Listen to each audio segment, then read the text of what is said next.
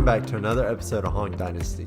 If you haven't subscribed yet, make sure you hit subscribe, like this video, and share it with all your friends because you don't know who needs to hear this. Before we get started on today's topic, which I'm really excited to talk about because it's something that she and I have had to learn to do over the 10 years we've known each other, I want to share a funny story with y'all.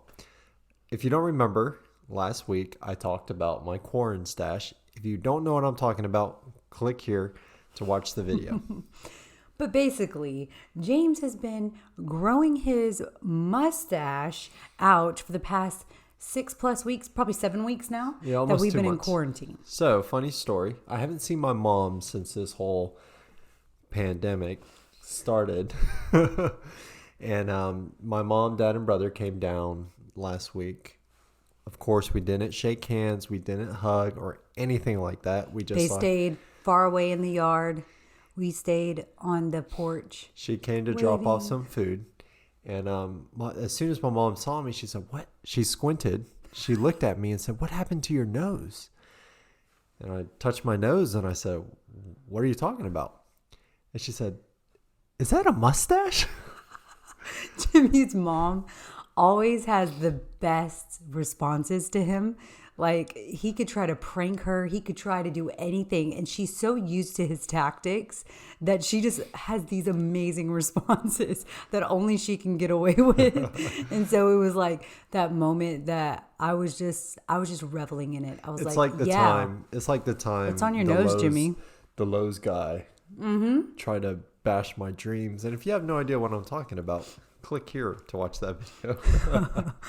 So we're really excited because we love talking about relationships, and we're hoping that every topic that we share and we kind of discuss, that maybe it encourages you, slightly entertains you, and also just gives you hope that just because maybe you've seen dysfunctional relationships or you've grown up with dysfunction doesn't mean you have to stay in that. You can actually rewire and fire things in your brain and relearn how to respond to relationships, how to respond to different things. And you don't have to always live in that state of trauma that maybe you experienced in life, because we all have some level of trauma.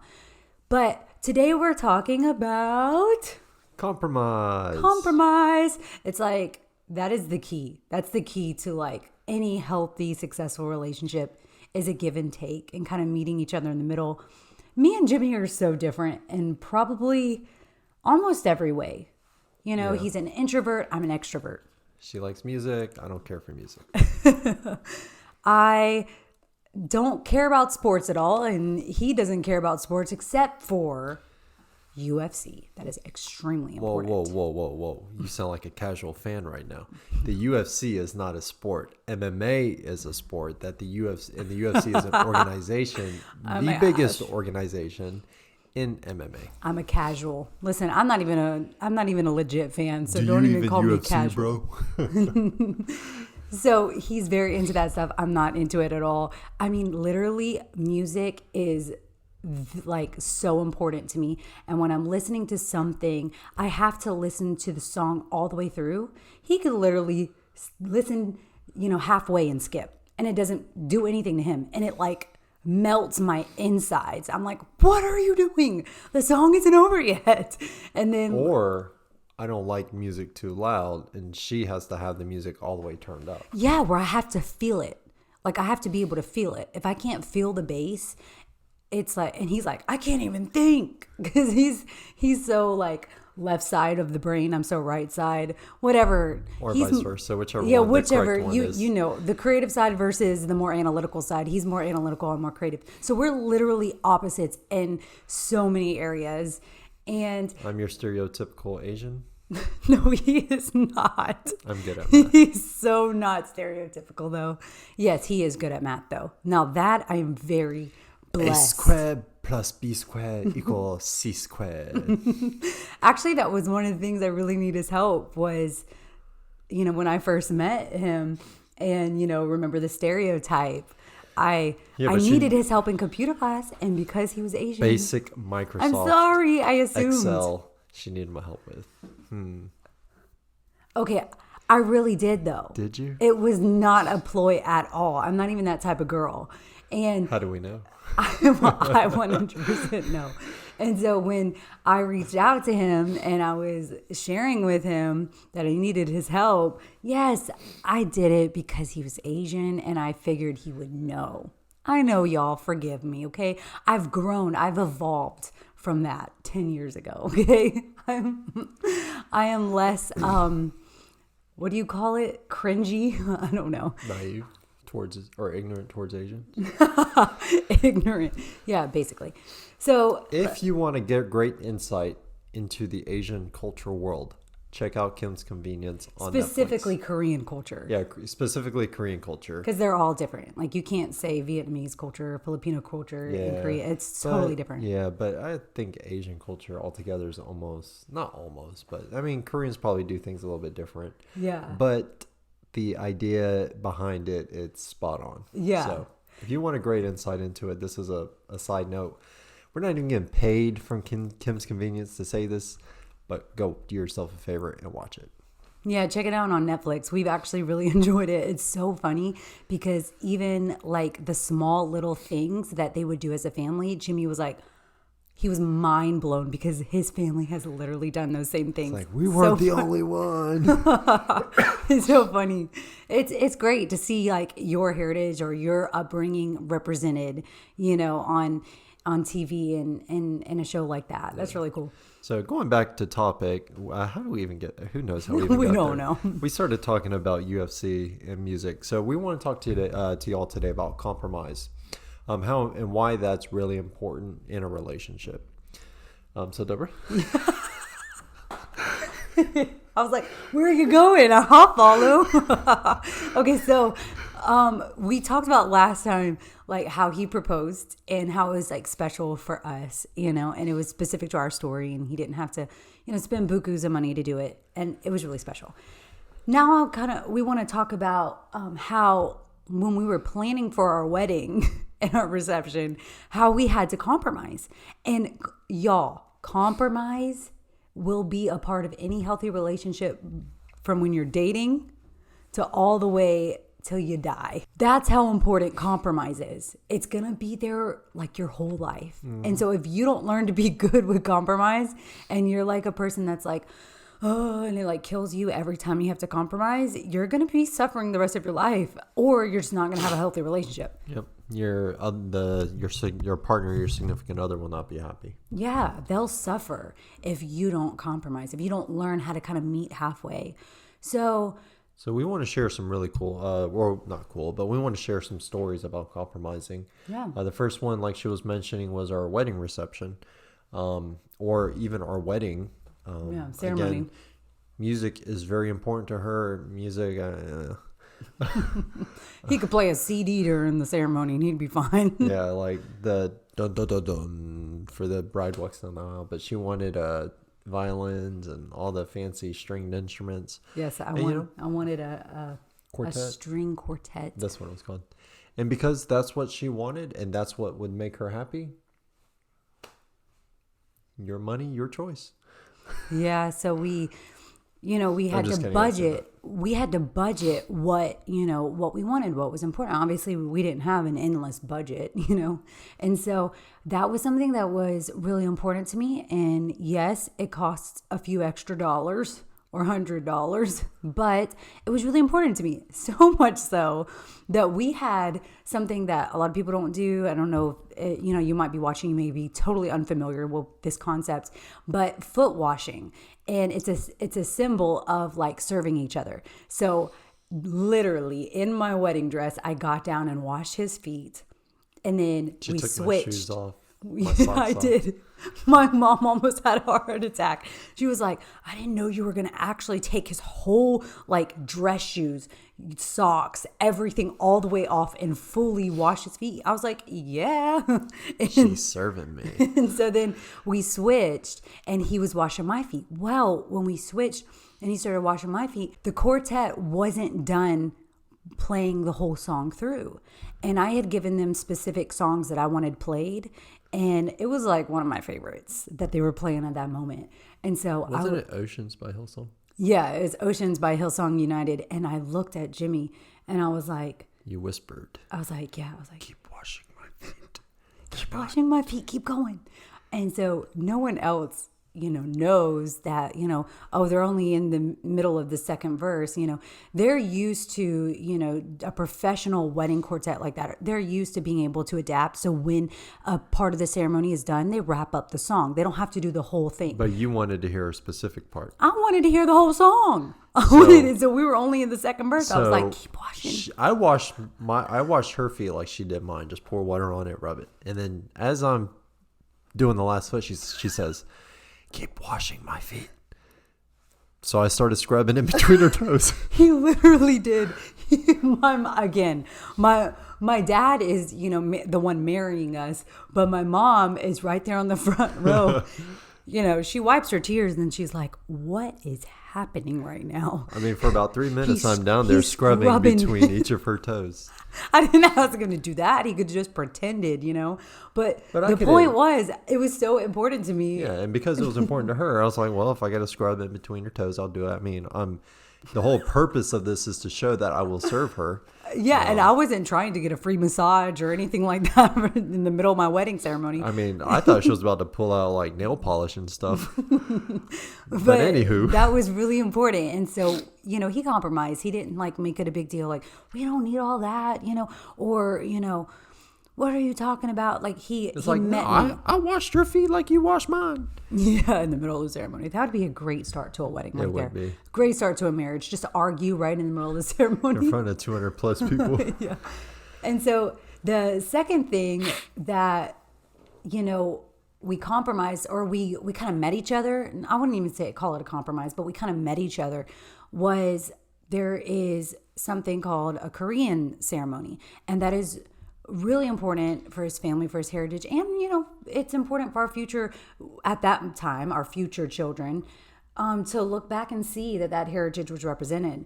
And they give you money. So my family had never, been a part of anything like that, never even seen anything like that. And I knew that was important. And so I had to wear this outfit that I think it's called a hanbok. I had never seen before. Yeah, you probably definitely said that like an American. but it has so many layers and I want to say it's heavy. It's a good here weight, but we're going to show you what it looks like right now. Yeah, but basically you'll see that in the ceremony you have your family members taking different chestnuts and dates, yeah, and they threw into a scarf how many kids they think you're having. Dates were boys or dates were girls. Chestnuts were boys. Oh yeah, chestnuts, nuts for boys. And dates for girls because they're sweet. And so my family went crazy with that. They took all of the stuff they could and they were throwing it. My cousins, we are they thought they were so popping kids funny. out left and right now. No. We're on baby number 2 and we're only planning on going to number 3 and that's it. Okay? Unless it's another boy. Unless it's a third boy. Then we have to try one more time for a girl. Because I can't live my life without a daughter. Anyway, back to the story. So we compromised. We didn't know where this Korean ceremony was even could take place because you needed room, you needed time, and we only had a certain amount of time to be in the chapel. So what our solution was, okay, we'll do it in the reception right after the dances. So we learned to meet each other in the middle, find solutions so that we both were represented and it wasn't just all about me or it wasn't all about him. It was both of us. About us. Yeah. It was about us. That's the thing. Not only in the wedding, not only in the ceremony, but in life. It's not just about me. It's not just about you. It's about the both of us meeting each other. Yeah. That's, you hit the nail on the head with that one, meeting each other in the middle. A lot of times we get wrapped up into what we want or what you want, that sometimes it's hard for people to, put their own needs to the side. And it's like, okay, this is what that person wants. It's going to make them happy. I love this person and I'm going to serve them and I want to serve them well. So give you another great example. As she mentioned earlier, I'm a huge fan of MMA. I love watching all the fights. I'm a diehard fan since day one, Dana White. So the UFC typically has their fights on Saturday nights. Well, Sunday mornings, every other Sunday morning, Deborah has to wake up early to get to the church to do things at the church. And these fights run until 1 or 2 in the morning. And Deborah can't sleep without me, and I can't sleep without her. We both have a hard time. And she can't sleep if I'm laying there next to her watching my phone. So I've had sleep problems ever since having our first son because it's like mom mode kicks in. Even before you couldn't sleep if I wasn't in the room. Oh yeah, that's always been ever since we got married. It's like I got accustomed, but especially ever since we had our son. It's like some of you moms might know that. Like you wake up over every noise, everything, So when you would watch the fights in the bed, it would wake me up. Yeah, it would keep her awake. Or if I'm watching it in my man cave, she can't go to sleep until 2 or 3 in the morning until I come to bed, and she has to wake up at 7 in the morning. So she's only getting a couple hours of sleep and having to operate a full day. Most of those days it'd have to be before 7 in the morning. Oh yeah, it'd be 6:30. So I had to learn to compromise. She expressed to me, "Hey Jimmy, it bothers me, or it doesn't bother me, but I can't sleep, and I have to wake up early, and." I had to think of a way where I could still watch the fights and she could still get a full night's sleep. So what I started doing was I would buy the fight the next day. That night, though, I would take some melatonin. That way I wouldn't stay up wondering what happened because the anxiety literally keeps me awake. That's how much he cares. Of who's going to win the fight or who's going to lose the fight. So I would take melatonin that night. So I would sleep in the night. And then you would delete all your social media apps. I would delete Facebook, Instagram, YouTube, so I couldn't go and look. No spoilers. And then when I had a chance the next day, I would watch the fight.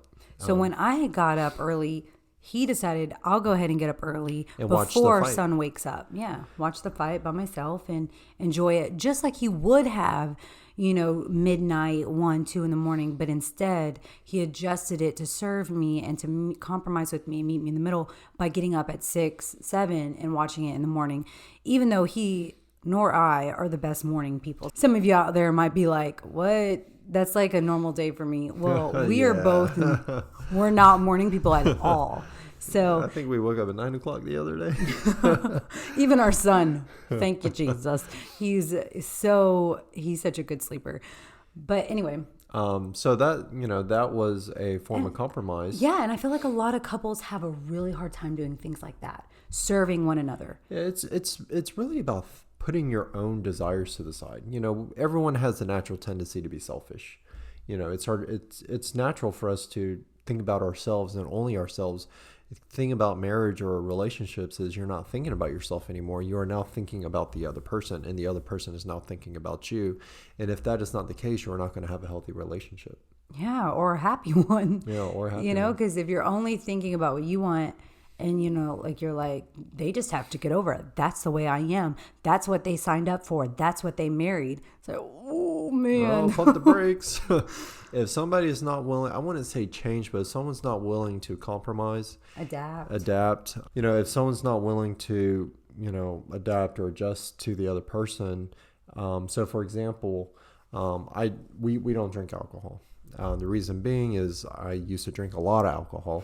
And I have the personality where I can't just stop at one thing. I go full on.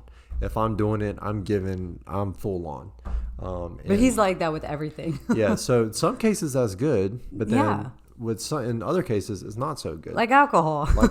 Like when I drank, I didn't just drink 1 or 2 beers. I drank all the beer. I drank all the liquor. Whatever it is I could, there was no stopping until, I was forced to stop. Exactly. So she's never had alcohol, but she's decided, hey, we're just, I'm not going to bring it into the home because Jimmy doesn't want it in the home because, I don't want to get tempted. I'm 10 years sober. I haven't had any alcohol for 10 years and she doesn't want to mess that up. So we don't bring alcohol in the home and we don't drink alcohol in this home. Yeah. So I knew that for me, it's not a big deal. Like I could drink some wine. And that wouldn't hurt me. That wouldn't be a problem for me. I've never had an alcohol issue, but because I knew that was a problem for him and I never, ever want to even, because if you open the door just a little bit, it could really flood just your life completely again. You could go into relapse. It could go back into those, bad habits. And so we did. And then we've had a lot of people, ask us like, why are you guys completely a dry house? Like, why is that a thing? Like, why is that an issue? And it's because like, alcohol is a stumbling block for me. It is. It's a problem because, it could be a problem. And so we don't want to do that. So we just said, okay, we'll just be completely dry. I don't have a need for it. I don't have that need. So I can lay that down. I can, say, you know what, like this is more important. And so that's a really good example. And we've done this over and over again. And it's not just been him meeting me. I see that a lot of relationships. Only one person will meet. It's like you'll have the person that they have to get their way and the other person has to go all the way their way. It's never a meet in the middle. And so I've learned like I want to value what he values and vice versa. I want him to value what I value. So, there have been times where, I've surprised him and booked a whole trip all around a UFC event. So we flew to Toronto, I surprised him with tickets and we thought that George St. Pierre would be fighting, which was, his all-time favorite UFC fighter. But he actually didn't end up fighting on that card, but other really good fighters. It was a great card. And it was such a fun trip. It was quick. Snowed in. We got snowed in Toronto. I didn't, get to work. You missed a day of work. It was a mess. It literally took us like 25 hours to come back home. Yeah. But that was for him. That was an experience that I knew he would love. She stayed up late at the arena to watch the fight. Yeah, and you know how small those seats are? She was and you like gotta falling sit asleep there on my shoulder and I'm jumping up and down going, yeah! He was so excited. And then there have been other times where he surprised me and,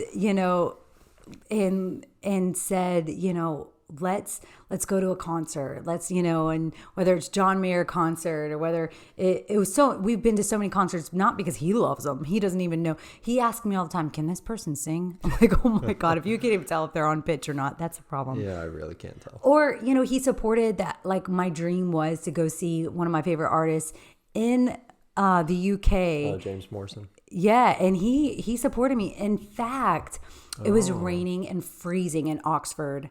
And he actually made me wait outside because they said that he would probably come out. Yeah, there was a line of groupies and we waited for hours and Deborah kept saying, let's just go back. It's late. It's raining. I could feel that I was getting sick. I literally could feel I was getting a cold. You did get a little cold. So anyway, I knew that if she left without even the slightest chance of meeting James Morrison, she would regret that forever.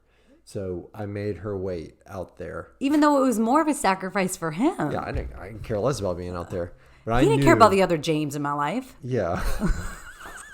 I knew that she would regret not meeting him. So I made her wait out there for several hours until he finally came out. And we were the first people to get a picture with him. Yes, it's so awesome. He came out, he's like, what's up, mates? Okay, that was a horrible impression. Was that Australian? No, I don't even know what that was. That was my inner Chris Hemsworth. Yeah, like a couple British people told him, oh, you have a good accent. Hey, and he just, he ate it up. Listen. This is facts right here. People from the country that I'm imitating always tell me that I sound legit. Like someone just told me the other day my Spanish was like, man, your Spanish is really good. We met some South African couples recently. They said my South African accent was great. British folks think my British accent is legit. Jimmy, have you ever heard of someone just being nice? No, but it's not the first time I've heard those tings. Thank you, everyone out there, for being nice to Jimmy when he's tried and he has butchered your native accent. I apologize, but thank you for being nice to him. No, but the point is, he went out of his way to make sure my dream came true, even though I was like, don't worry about it. It's not a big deal. I probably would have regretted it. Oh, you would have. I would have regretted it. Like, oh, if we waited one more hour, he came out. Yeah, and now I have this picture that I could value. In a memory. Yeah, for the rest of our life. It's all about compromise, y'all. Yeah. 100% about compromise. And there's so many other stories we could tell you in our relationship, where we've had to meet each other middle and see what is valuable to you. I want to value that as well. We may not always get to do what we want. We may not always get to do it when we want it, but we want to be in a relationship with someone that at least they will try to make it happen. At least they will try to meet you in the middle and not be so petty. Yep. We got too many petty relationships, we got to be on the come up. We got to think higher, Yep. and think, about the other person, and what do they care about? So again, just to summarize, compromise is important in every relationship. All you got to do is put your selfishness to the side and think about the other person. Think about your partner. Exactly. So with that being said, that wraps up today's video.